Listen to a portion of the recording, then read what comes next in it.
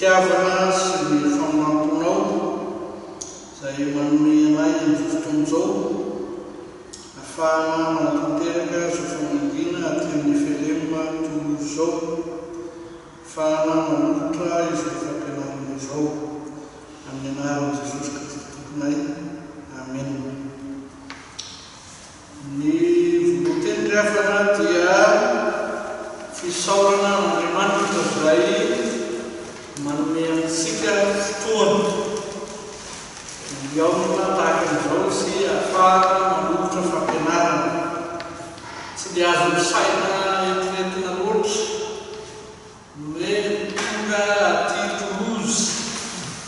sy ho afaka manolotra fampianarana ho an'ny kristianina aty amin'ny Efelema Toulouse. Araky ny serasera tamin'ny mailaka dia mitondra fampianarana eto zahay mikasika ny fiorenan'ny fiangonana sy ny fitomboana, ka manolotra fiarahana manokana ho anareo rehetra izay afaka manatrika izao fampianarana izao ankilany no manolotra fiarahabanako ho anareo rehetra izay afaka manaraka izao fampianarana izao amin'ny alalan'ny internet na ny internet. Ho fanomboantsika ny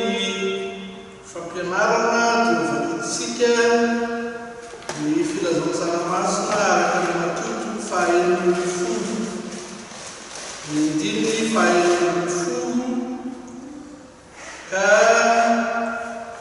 hatramin'ny andiny 9:10. Matito 5:10, andiny 5:10 ka hatramin'ny 9:10. Ary rehefa manaraka an'io dia hovakintsika koa ny Apokalipsy 7:10, andiny 5:10b, ny tapany faharoa zany.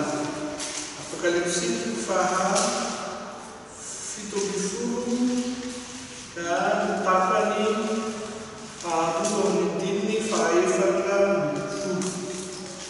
Toy izao no fivakina no tenareo amin'ny anaran'i Jesosy. Ary namaly sy namapiteraka nanao hoe ianao no Kristy zanak'Andriamanitra velona. Dia namaly Jesosy ka nanao taminy hoe sambatra ianao ry Simona Bardona, fa tsy noko mandraha no naneo anao izany fa naraiko izay nitanitra. Ary zaho milaza anao koa ianao no Petera,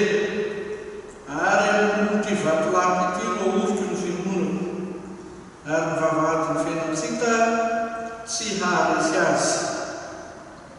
Apokalipsy 7:10, ny andiny 11:10b.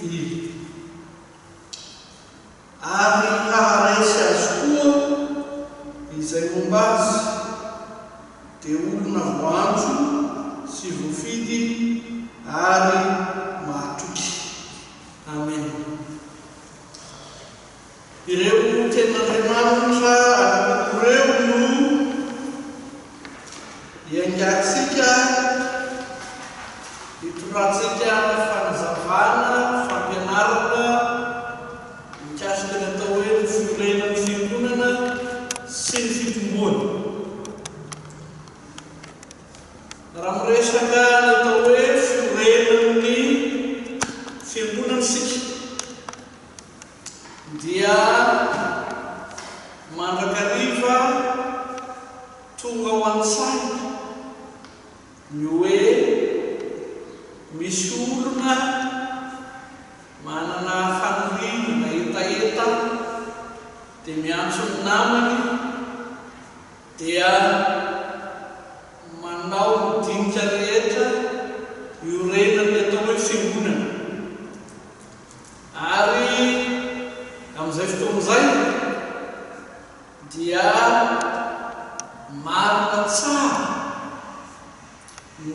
famaritana omeny fampianarana nyteranina na iza lazainy profesional-hospitalina ndiny fahafito sy fahavalorany na iza lazainy fotom-pianarana kely ilazana fa ny fiangonana dia tsy hafa fa ivononan'ny olona mino satria amin'izay fotoan'izay ny fanorenana mbola izy olona vitsivitsy tafavory no manao hoe hanorona fiangonana isika dia amin'izay fotoan'izay izy mbola tsy manana trano rehefa tenena tokoa mantsy ny atao hoe fiangonana matetika dia ilay trano notoroiny fa amin'ity firesahana ny amin'ny firenen'ny fiangonana ity dia mazava tsara fa tsy misy trano saingy misy olona mino vitsivitsy izay miongona mikambana hiaraka mandray ny tenin'Andriamanitra hiaraka mandray ny sakramenta masina ary zay no famaritana tsara ataon'ny fampianarana luterana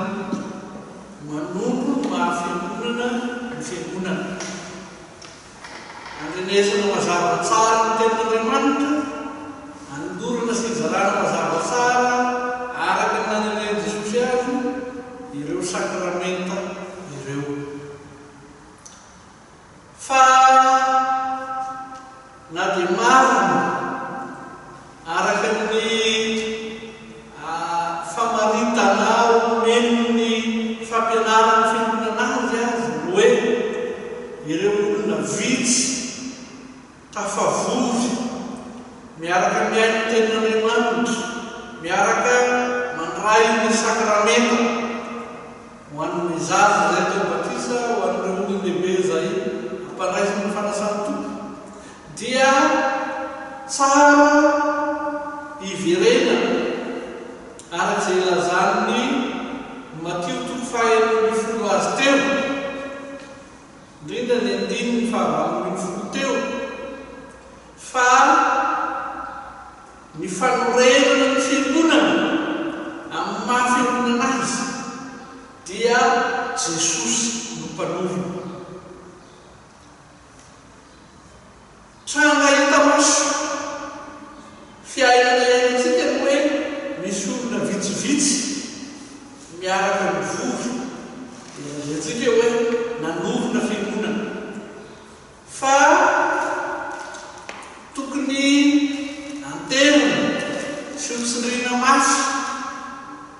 amin'izao ny hoe Jesosy no mpanorona ny fiangonana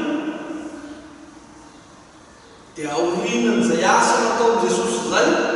vao misy olona ampiasaina matetika dia manimba zavatra ny firesahana ny fanorenana ny fiangonana tsy iresahana ny fanorenana izay nataon'i Jesosy fa iresahana ny fanorenana izay nataony ataontsika hoe olombelona ilay mpanorona na iza naroviana rehefa mareny tantarany fiangonana atao jobily isika dia manomboka mandrakarivo hoe ianina sy anina sy anina sy anina no mpanovina izay tonga dia azo lazaina hoe diso fa tokony hotsaroana mandrakarivo sy antenana mandrakarivo fa Jesosy no mpanovina ary izy misy no miteny hoe haoriko ny fiangonako io ilainao mazava tsara Jesosy no mpanovina azy ny fiangonana fa miseho mandrakarivo koa ny olana rehefa mizotra ny tantara ka voasoro hoe ranona sy ranona sy ranona sy ranona no mpanovina dia tonga ho azy ny fakapanahy any ranona sy ranona sy ranona sy ranona ny fiangonana tena fahatosoana ho avy fa hita matetika eo amin'ny fiainan'ny fiangonana zany indrindra moa ka ireo mpamorona ireo no nanana fahafahamanao nanolotra ny tany hanorenana ny trano na nanana ny fahafahamanao hanaingana ny vatatrano eo ambonin'ny tany zay natoloko tena miteraka zavatsarotra ho an'ny fiainan'ny fiangonana zany miteraka olana lehibe ho an'ny fiainan'ny fiangonana zany ka tiana hanterina zavatsara ny hoe Jesosy no mpanory ary azy ny fiangonana na izy na firy mpanorona ny fiangonana ny tamaso dia hanaitra sy hoekena fa fitaovana eo ampelantanan'i Jesosy izy amin'izany endrika ny fifaraisana zany no ahasalama tsara ny fiangonana sy ampitombo tsara ny fiangonana fa tsy afaka mahazo ny fahasalamana ilainy ny fiangonana tsy afaka mahazo ny fitombona ilainy ny fiangonana raha tsy voapetraka mazava tsara hoe Jesosy no mpanorona ary azy ny fiangonana ka fitaovana eo ampelantanana na iza na firy iorenany zany fiangonana zany na izy tompony hevitra ka nahavorona na izy tompony tany na izy nahavita trano eo ambony rehefa ekena sy manaitra fa any Jesosy ny fiangonana ary fitaovana eo ampelantanana ireo olona ireo dia azo vonona fa salama ny fiangonana azo everina fa afaka mitombo tsara ny fiangonana fa miverina isika amin'ny matotoko fahaenina folo dia tokony sy hoadinoina fa omena lanja mazava ny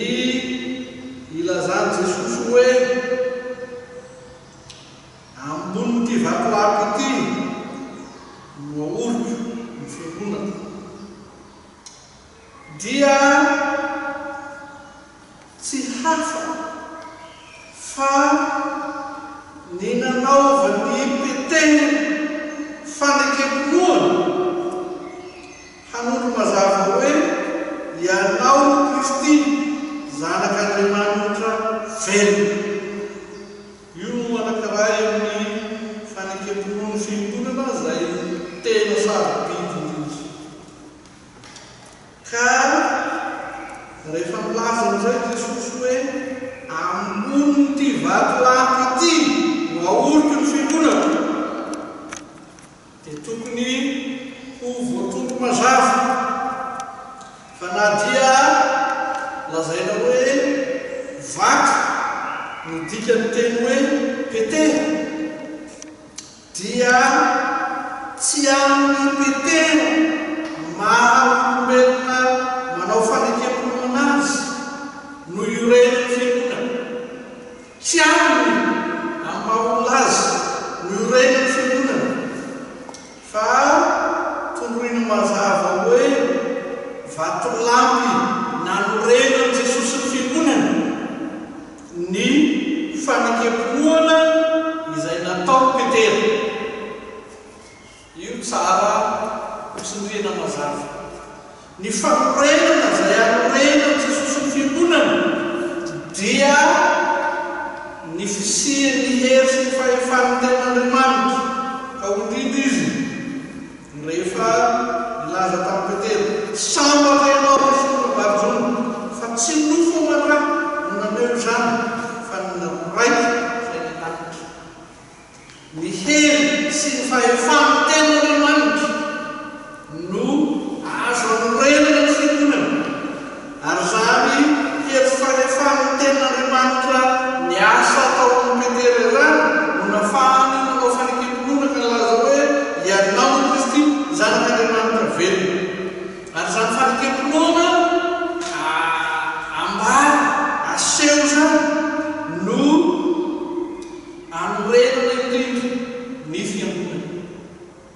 tsy alolo fa ao fametem-poana voaray avy amin'ny herin'ny ten'Andriamanitra no anorenana ny fiangonana. Eto zany no anararantsika itorana fanazavana hoe samy hafa mihitsy ny fiangonana izay naorina ka ny ten'Andriamanitra no fototra iorenana, ny fiangonana izay naorina ka ny fanekem-poana no iorenana, sy ny hoe fiangonana izay naorina vokatry ny fihetsepon'olombelona na ny asan'olombelona. Izay felona matsy fa misy fiangonana teraka, hoe misy fiangonana tafaorina vokatry ny fitoviam-pijerina olona vitsivitsy izay miaro tombotsoa manokana. Tsy resaka ny tranga maro samihafa izay hita any Madagasikara, fa iresaka zavatra vitsy izay iainana aty Eropa, aty Frantsa. Lavitra dia lavitra avy aty Toulouse ny fiangonana Luterana Malagasy any Paris. Ka na dia mofy heverana ny tombotson'ny olona hoe hitsitsina ny fotoana, hitsitsina ny solika sy ny maro hafa dia mety ho antony mahatonga ny foren'ny fiangonana. Kanefa lazaina mazava fa na dia antony tsy azo ariana fa ny antony sofototra lehibe indrindra maha izy azy ny fiangonana dia ny fametem-poana. Ary tsy azo lazaina zavatra kely fa na dia vitsy azy ireo Malagasy aty Frantsa dia tsy manahirana ny fiangonana hoe andaontsika hanokatra fiangonana Luterana Malagasy ho azy ireo. Ambara ny teny fikasana men'Andriamanitra tamin'ny alalan'ny mamy volavana izay mena ny asarobidy ny fiorenan'ny fiangonana aty Frantsa. Tsy noho ny hoe antony hafa nefa fa noho ny antony iresahana io fanekem-poana io indrindra. Marina fa ao ny fiangonana Luterana Frantsay fa manana izay maha izy azy ny fiangonana Luterana Malagasy. Raha ny fampianaram-poana ny fiangonana Luterana no heverina dia sy tokony analavitra ny fiangonana Luterana Frantsay, ny fiangonana Luterana Malagasy. Kanefa manana izay mihota tian'Andriamanitra hoentina ka atolotra aty Frantsa ny fiangonana Luterana Malagasy, ka isan'ny sarobidy amin'ireny ny fampianarana sy ny fiainana foazana. Tsy fahalalana fa izy iaina sy veloma araka izay nanomezana Andriamanitra izany, na tamin'ny alalan'ny dadarany Fernando, na tamin'ny alalan'ny mamy volavana izay mena, na tamin'ny alalan'ny dadatoa pastora Ramozandry Daniel. Iaina sy velomana ohatry hoe fantatra. Ary tsy zavatra kely zany fa manana ny antony sy ny dikany ary ny lanjany lehibe. Dia marina fa hoe efa misy zany atao hoe FPMA zany aty, fa no antony araky ny fanekem-poana, araky ny fampianaram-poana, araky ny fiainana azy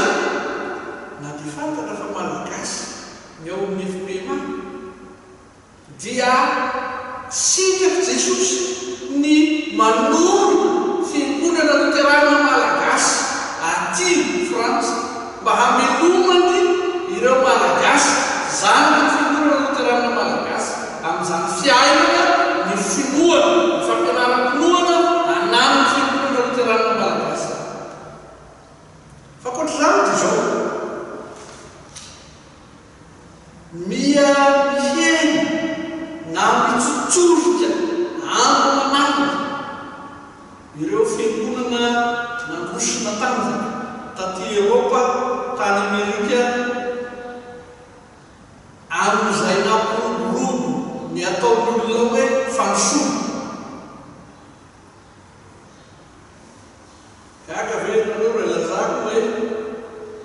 nambara fisiaka fa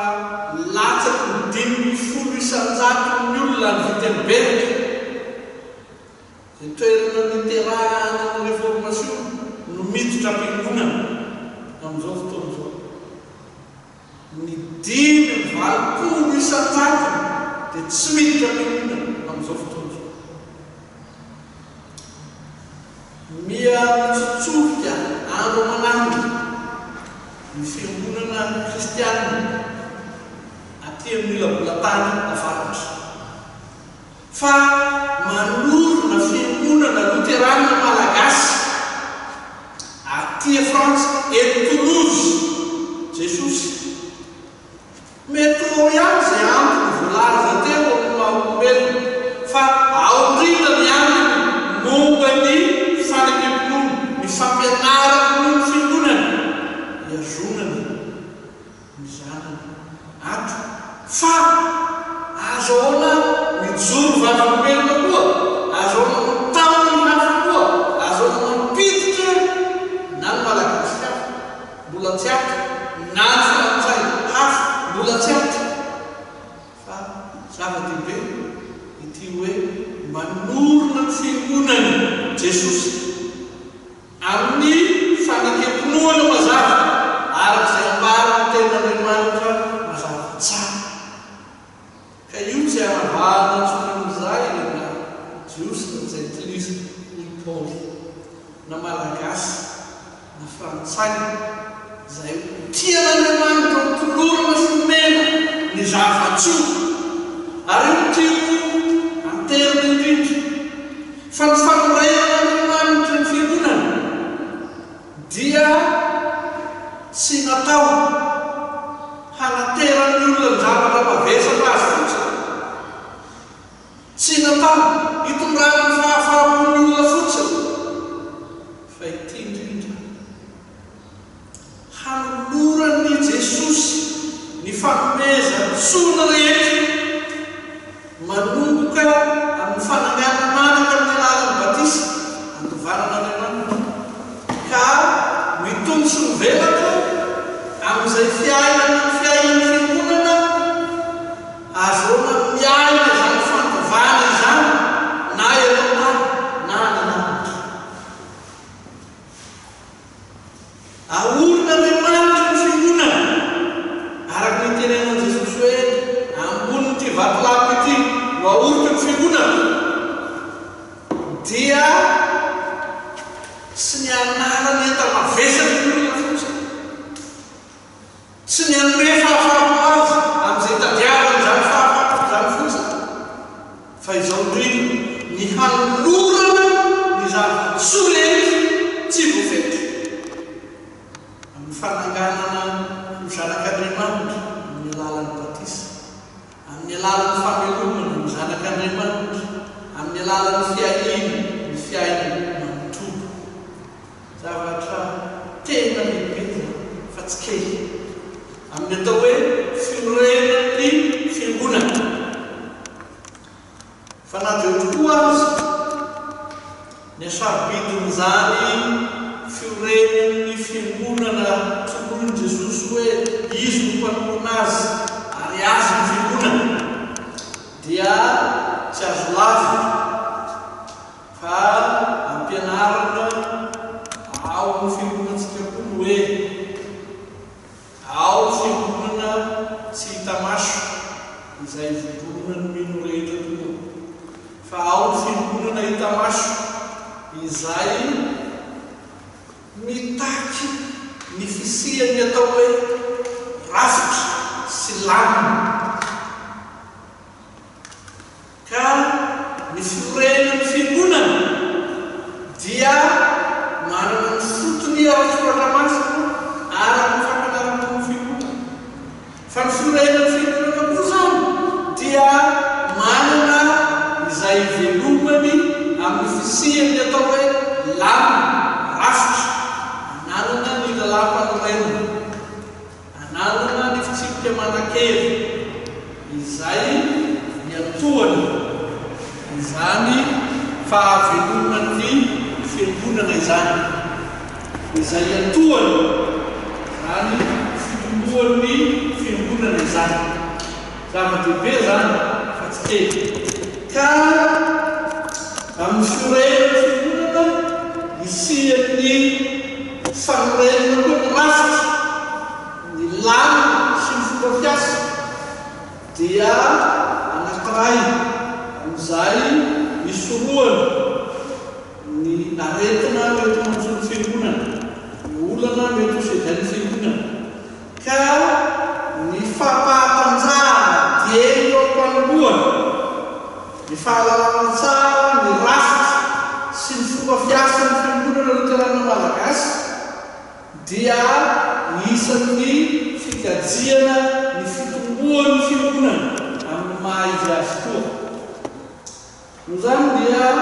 tsy hoadiny hoe any Jesosy ny fiangonana izy no manorina azy kanefa mampiasa olona Jesosy hitantana ny rafitra hanatanteraka ny lamina ary amin'izany dia angatahana indrindra amin'ny Jesosy ny anekeny izay olona mitolorana rakitra hanao ny fitantanana ny lamina arak'izay voasotro ny rafitra tsy hitondra olana fa atanjahana koa ny fahalalan'ny kristianina izay tonga mpikianana amin'ny fiangonana izany rafitra sy fomba fiasa izany ka isiany fanajana azy sy ny fanekena azy ananany fiangonana izay tena fahavelomana tokoa arak'izay mariny Jesosy ihany amin'ity matotoko fahaenina folo ny fiangonana izay naorina dia handaha fahasairanana hisedra ola hifanenana zava-tsara ary tsy mahazo mandosoka na ranomboram-baratra na hainandro migaingaina na tafodrivoka mahatsirava na oinona oentiky ny olana zay atera na manahoana entiky ny fahasaranana zay mety isio dia ambanan Jesosy mazava-tsara amin'ny fanorenany fiangonany fa ny vavahady ny fiainatsita azy tsy azy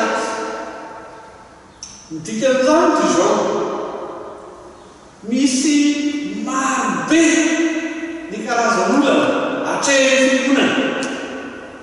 ary ny farany reny dia ny hery ny fahafatesana misy marobe olana amin'ny fahazahoana zay lazay ny tenan'Andriamanitra olana amin'ny fahazahoana zay lazay ny fampianarana ny fiangonana olana amin'ny fanatanterahana ny rafitra olana amin'ny fanatanterahana ny fanapahan-kevitra raisy ny komity olana amin'ny fitantanan'olona olana amin'ny endriny samy hafa raiky olana ekonomika olana ara-tsosialy samy manjoto fiangonana daholo zany samy mety mitranga sy miseho eo amin'ny fiainany fiangonana daholo zany sangy tomboiny Jesosy mazava hoe tsy maintsy mananika an'izany ady zany ny fiangonana tsy mahazo mandosoka amin'izany ady zany ny fiangonana tsy mahazo mienitra amin'izany ady zany ny fiangonana toky nomeny ny tenan'Andriamanitra fa nafiry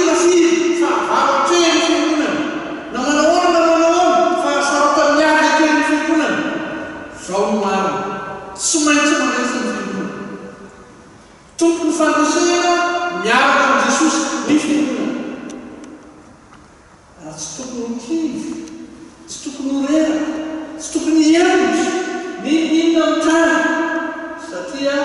ilay nanorina azy ilay tompony no manome toky fa tsy maintsy mandresitra izy zava-dehibe oatra zany hoe ny fiangonana tsy maintsy mandresy ny olana rehetra eo anakoe mivavady ny fiaina tsy tazo tsy azy azy ndikan'izany ty zao na manahona fisehoan'olana dia tsy maintsy mitombo ny fiangonana ny fitombona resarantsika eto zany dia misy fitombona arakisa dia misy fitombona araky ny fahamatorana ny finoana dia misy fitombona ny fahamatorana arakasa anehoana ny atao hoe asa vokatry ny finoana dia misy fitombona mazava tsara arak'izany ny fiainam-pitiava dia misy fitombona amin'ny ny fiainam-pahamasina reo zany dia mazava tsara milazany tenan'Andriamanitra azy rehefa naorony Jesosy ny fiangonana dia izy no miantoka ny fitomboany amin'izany lafiny rehetra zany ny Apokalipsy zay nivakitsika teo dia manondrindrindra zany fiainany fiangonana zany ny fankalazana Apokalipsy azy dia hoe olona voantso olona voafidy olona maritoky izany no antsoina hoe fiangonana olona voantso olona voafidy olona maritoky izany no atao hoe fiangonana ireo voalaza rehetra reo na ny fiantsona zay ataon'Andriamanitra ny fifidianana zay ataon'Andriamanitra ny fitehirizana zay ataon'ny fanahymasina mba ho mahatoky ny fiangonana dia tsy hafa fa ny anjara toerana tazomin'ny teny sy ny sakramenta ao amin'ny fiangonana no antony ary zany milazana hoe nanorina ny fiangonana Jesosy dia mampitombo ny fiangonana Jesosy ka ny fisian'ny hasaribidiny sakramenta batisa izay iareriana sy isehoan'ny fanadiovana sy ny fananganananaka izay ataon'Andriamanitra dia iantohana koa ny fisian'ny fitombona ny fahavelomana amin'ny alalan'ny fandorana sakramenta ny fanasan'ny tompo ka mihinanana sy isotroana amin'ny sakafo mahavelona izay atolotry Jesosy ao amin'ny fiangonana io dia ateriny Paoly amin'ny fisianana faharoa ny andininy faharoapolo ka nirony mazava fa ny fiangonana dia natsangana teo ambony fanorenan'ny apôstôly natsangana teo amin'ny fanorenan'ny mpaminany fa tongony mazava tsara hoe ary Kristy Jesosy no fehizoro indrindra miorina araky fanorenan'i Jesosy azy ny fiangonana miorina ao Jesosy amin'ny mahafehizoro azy ny fiangonana fa mitombo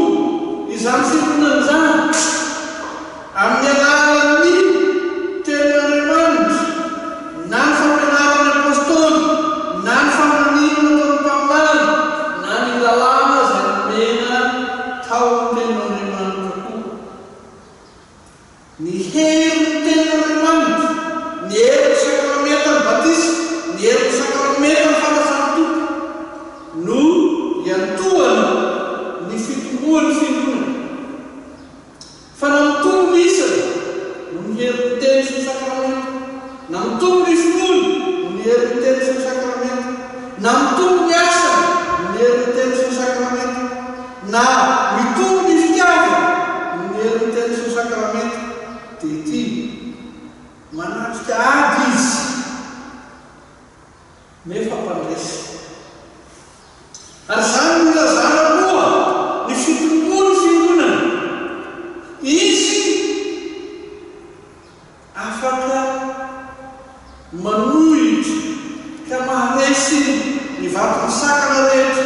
eo anoloana. Ny apokalypsy 7:10 dia mitantara mazava tsara hoe Jesosy tena mihitsy no niditra tao amin'ny tontolo niady tamin'ny fahavalo rehetra.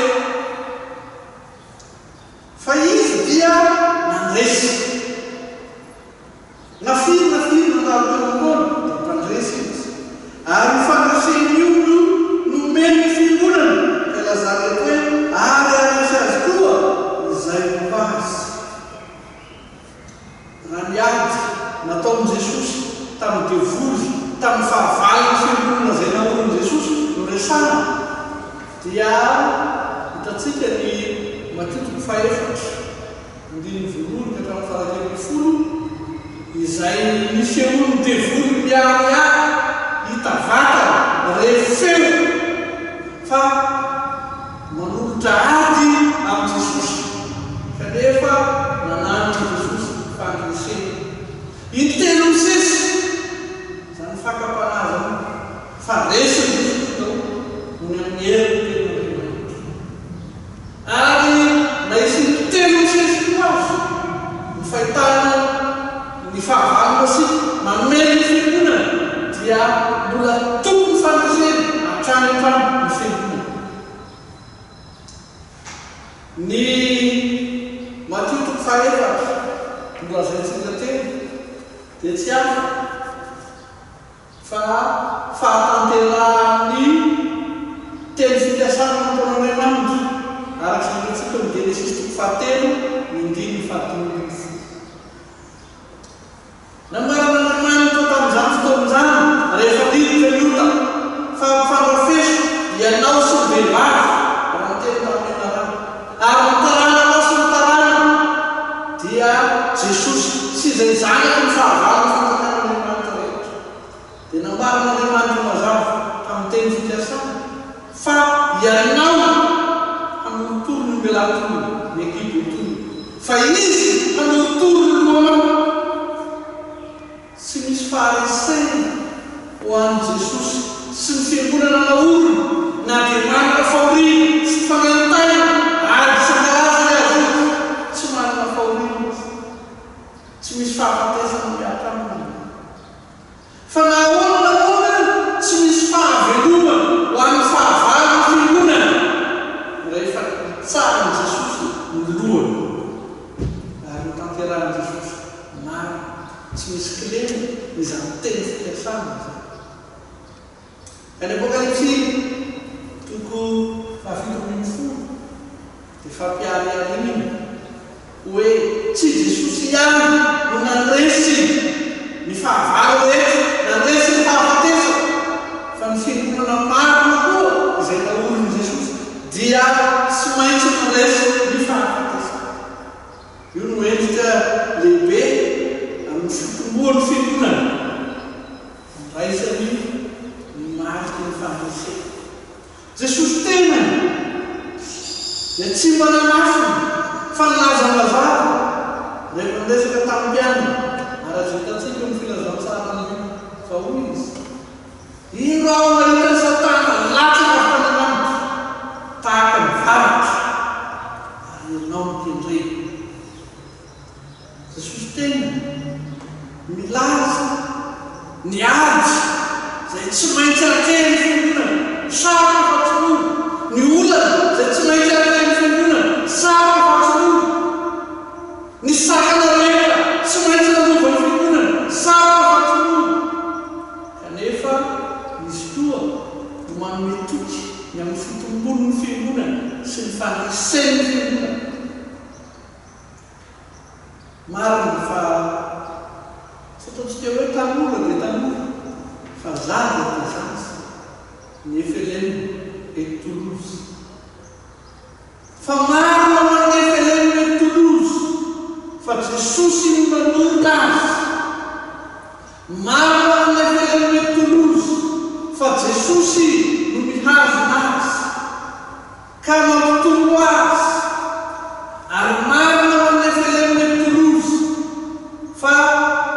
hiaky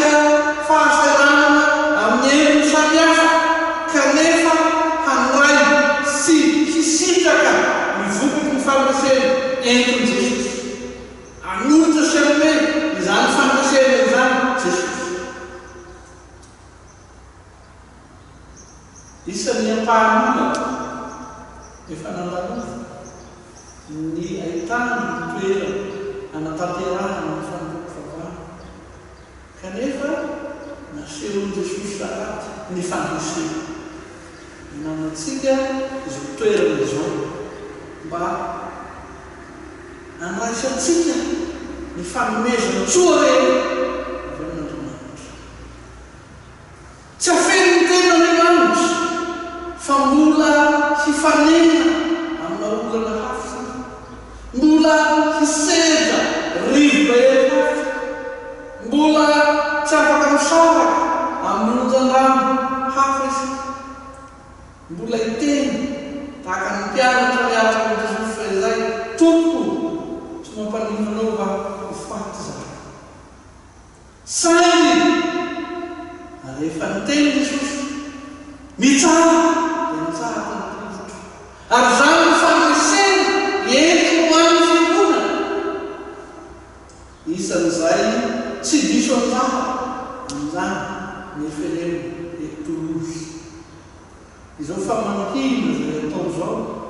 ampahatanjara ny finoan'ny kristianina eto, ampahatanjara ka hitomboan'ny isan'ny kristianina eto dia izoran'ny fandresena omen'Andriamanitra ny efereny etolozy, omen'Andriamanitra ny fandresena iarahan'ny efereny etolozy amin'ny efereny rehetra aty Eropa, ary omen'Andriamanitra ny fandresena miaraka amin'ny efereny rehetra any Madagasikara sy manerana izao tontolo izao. Fampahereza ho an'ny fiangonana no antony nitondrana izay fampianarana, fanazavana, famelabelarana mifototra amin'ny tenin'Andriamanitra, ampahatsiarovana ny fampianarana ny fiangonana sy ampanajana ny lalam-panoren'ny fiangonana sy ny fitsipika manan-kely ahatonga ny fivelarana, ny fitomboana eto amin'ny efereny etolozy fa Jesosy no nanomboka azy ary azy ny fiangonana. Hivavaka isika. Sotranao zay Jesosy tompo ny anatanterahana izany fampianarana izany ka na izay afaka manaraka izany vatany teto na izay anaraka izany amin'ny alalan'ny internet mba ho tafinao hery sy aina vaovao hatsanganao ho mahatoky arak'izay efa mahavoanjo sy voafidy azy rehetra ka hitondra ny mahavavolombelona ny fiangonana literana malagasy aty amin'ny tany mandroso izay mahazo vahana ny tsy finoana fangatsiahana mba ho velona eto ny filazana tsara fa ianao Jesosy no nanomboka azy. Amen.